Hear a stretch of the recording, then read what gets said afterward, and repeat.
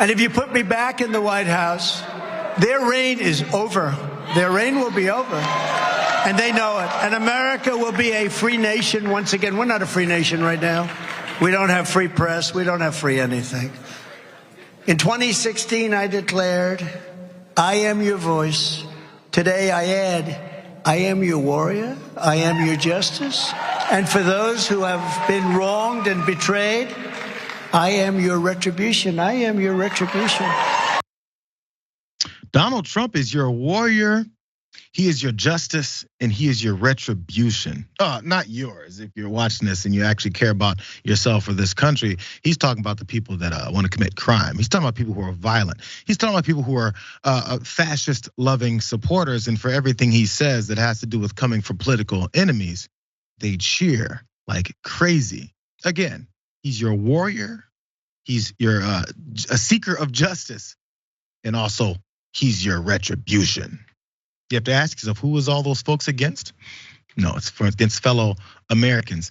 So as those folks cheered their asses off in the audience as he was talking and upped his rhetoric to the next level since he wants to get back into the White House, I would assume many of those folks would call themselves Christian-loving MAGA patriots. I grew up in the church. I remember there's scriptures like this one that maybe they forgot. Let's keep that vengeance thing in our head. Romans chapter 12, verses 19 through 21 says, do not take revenge, my dear friends, but leave room for God's wrath. For it is written, it's mine to avenge. I will repay. That part is in quotes because that's God talking. On the contrary, quote, if your enemy is hungry, feed him. If he's thirsty, give him something to drink. In doing this, you will heap burning coals on his head. Do not be overcome by evil, but overcome evil with good. It's weird because then they cheered their asses off when he said the exact opposite. Or they think Donald Trump is their savior. I've been saying that for months. I think that just might be the case. There's other moments that happen throughout this whole thing though. As he then decided to joke from the next step from the fascism to the jokes. But first, Burbank, we've got this situation here, and we've heard this type of rhetoric. And every time anyone that's in opposition to the way these things happen, they go, "You guys are hyperventilating. Look at you overreacting to this. It was a joke." Who knows which one of these BS excuses they're gonna roll out next? Or it'll just be, "You're right. We're the fascist party." What's the thoughts on this? I think it's hilarious that his selling point is like, if you're mad, if you're sad, if you're angry, if you're confused, I'm your guy. Without even saying, like, what are we angry at? What are we going to do about it? Like, that's what needs to be filled in here. And I think because he's increasingly speaking in vague terms, it's something he's always done. But here it's even more vague, not even saying what we're angry about in this speech. He can kind of skirt any accountability. And that's something he's always done. And it seems that he's going to keep playing the same playbook. And I guess apparently it's worked this long. But I mean, I saw people retweeting this, many of the conservative ilks, of course, other folks were as well. But the people who retweeted it then going, yeah, stick it to them.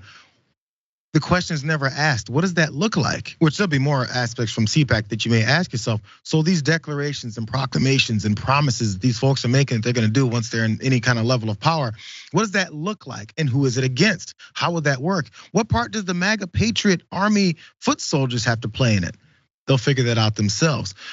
Maybe it has something to do with the legal issues. It's something else that he touched on as well too, but it was fun when it comes to talking about this. Watch.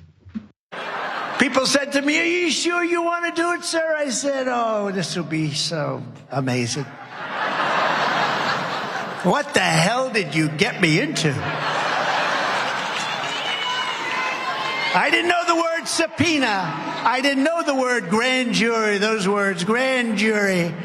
I didn't know that they want to lynch you for doing nothing wrong. I didn't know they want to lynch you for doing a great job. I didn't know they want to put you away because your poll numbers are better than anybody they've seen in years.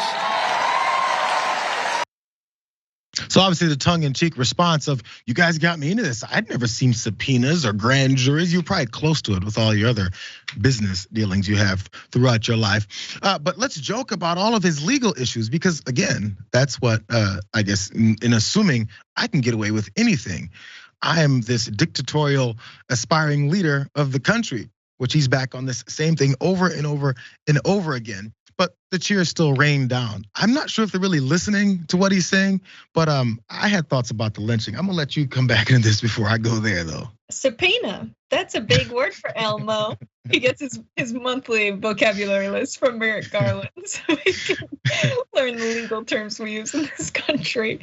My favorite part of this clip is actually the Trump gold coins coming in as an ad to the side of him. I think if he gets elected to public office, we're gonna have to smelt all of the existing gold in Fort Knox into Trump gold coins. And he's gonna probably convert us from a fiat currency back to a gold-backed currency. And we're gonna just have to spend trillions on smelting some Donald Trump gold coins. You know what sucks is that whole side ad came in and I kind of didn't notice it because I've seen it so many times. It's just part of the programming, which I'm not sure if that's helpful or not to, I believe it was Newsmax that was running these ads during his speech because who cares about what he's saying? Let's sell something at the same time. But he did mention lynching. My last thoughts on this.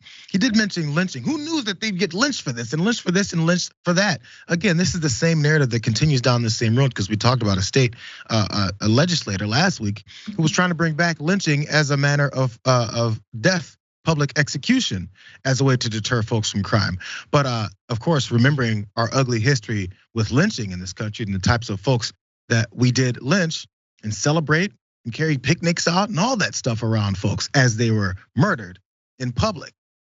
Let's just joke about it because who cares? Nobody really needs to think about these things. It's just our history that we're not telling anyone about. The disgusting nature of this was over the top for the entire weekend.